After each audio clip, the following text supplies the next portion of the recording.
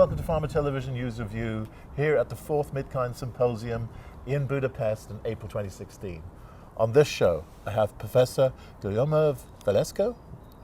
You're a professor at the Complutense University of Madrid, Spain. Welcome. Yeah, that's it. Yeah, excellent. Your area is in brain tumours, and in particular, you're looking at the role of Midkine in brain tumour. Could you describe your research and the approach you're taking? Yeah, well, one of the important points is this type of tumor, Glioblastoma, or it's a subtype of glioma that's very, very aggressive. They have very bad prognosis. So basically, patients life expectancy is no longer than 14 months. And one of the reasons is because they have within the tumors a population of cells that are able to produce the relapses. So basically, the treatment of these tumors is the tumors get operated, the tumor is removed, but still there are always cancer stem cells that remain within the brain and they are able to reproduce the tumor.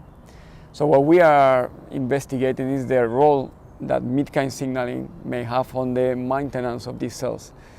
So our interest is trying to see whether by targeting Midkine signaling and by inhibiting this signaling, we can actually target this cell population and make easier the potential treatment of the patients for the elimination of this population of cells that are probably responsible for the relapses and resistance to therapy. Right. So the approach that you've taken, could you describe that approach? So the approach is trying to block the Midkine signaling. For that, we are using our antibodies that are neutralizing Midkine, or we are also using inhibitors that are blocking the receptors through which Midkine is acting on these cells. That we believe is the ALK receptor, the tyrosine kinase receptor, that could be also easily targeted. So the idea is if we can or block Midkine itself or block the signaling that Midkine is triggering within these cells.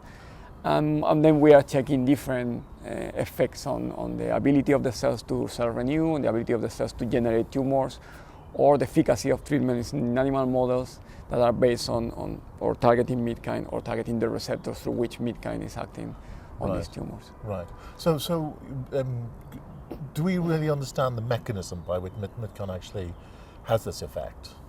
Well, we are starting to understand it. We don't understand it fully, but basically what we have found is that Midkine acts through this ALK receptor, tyrosine kinase receptor, and this is activated different intracellular pathways within the cell. But we have seen that when we block this effect, then we see changes on mainly two processes. One is the autophagy. That is a process that is very important for the cells and probably for metabolism, for the degradation of certain components. So one of the things we see is that once we remove Midkine signaling, these cells activate autophagy, and this seems to be something that modifies the balance of certain proteins and transcription factors.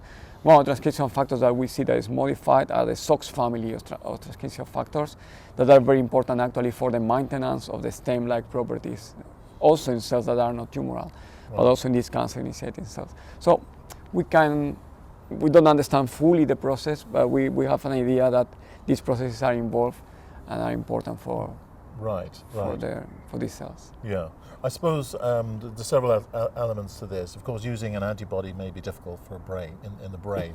I mean, there are some antibodies that actually do make their way across the brain. Do you know anything about whether Midkine antibodies? Well, we are working on that because at the moment we are actually doing experiments with tumor xenografts that are subcutaneous. Actually, because one of the first aims was trying to have like a proof of concept that the antibodies were actually working on tumor cells, and that would be something feasible. Once we have the results, that seems to be promising, although still the experiment is ongoing. Yeah. Obviously, the next step will be going to intracranial models, orthotopic models, and then we need to work out the ability of the anti-Midkine antibodies to actually target the brain. But that's probably something that we need to work out actually in collaboration with Cellmid. In the sense that probably they are interested in developing an antibody that is able to cross the blood-brain barrier and reach the brain. Of course. Now, you're attending this Midkine conference, the symposium, and you're hearing all these various roles of Midkine. What's your interpretation? How would you describe Midkine as a molecule or pleiotrophim? Yeah, well, it's a molecule that has a lot of different roles in different tissues, but actually one of the main things that comes to my mind when I'm in the conference, that it's really playing crucial regulatory roles, and Right. maybe it's not the most important molecule in terms of the main effects, but it's always modulating all the effects of other molecules. And this means that probably it's very important to target this type of molecule, because when sometimes we are targeting like molecules that are essential for a pathway, then we can really disturb a lot of things. But probably by modifying the effects produced by Midkine, probably we can really act on a more, let's say, moderate manner, but probably with less side effects. And actually, for instance, Midkine knockout mice are viable, but still there are many things that we can learn from these mice. Right. And so I think it's a very interesting family of molecules. And it's an important modulator, and its presence is important for certain receptor functions, I suppose. Yeah, definitely. Yeah.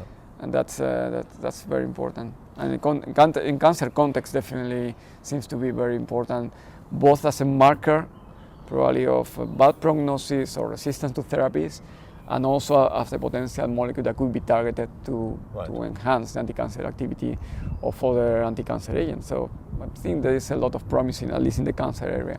Indeed.